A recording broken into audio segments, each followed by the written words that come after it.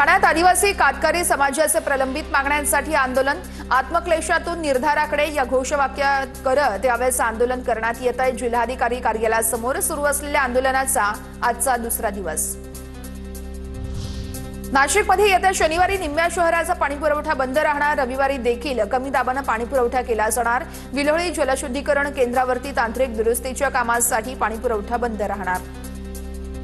अमरावती पालिकेतील बनावट जन्म मृत्यू दाखला प्रकरण आर्थिक व्यवहाराच्या संभाषणाची ऑडिओ क्लिप व्हायरल झाल्यानंतर आता कनिष्ठ लिपिक शक्ती घोगलेचं निलंबन। आतापर्यंत बनावट जन्म दाखल्या प्रकरणी एकूण 504 लोकांविरोधात गुन्हे दाखल। नागपूरमध्ये युट्यूबच्या मदतीनं पोहत असलेला मामा आणि भाचीचा तलावात बुडून मृत्यू। रामटेकमधील जलपालेश्वर देवस्थान परिसराच्या तलावातील घटना। 13 वर्षीय हर्षाली माकडे आणि 33 वर्षीय अजय लोहबरिया यांचा बुडून मृत्यू।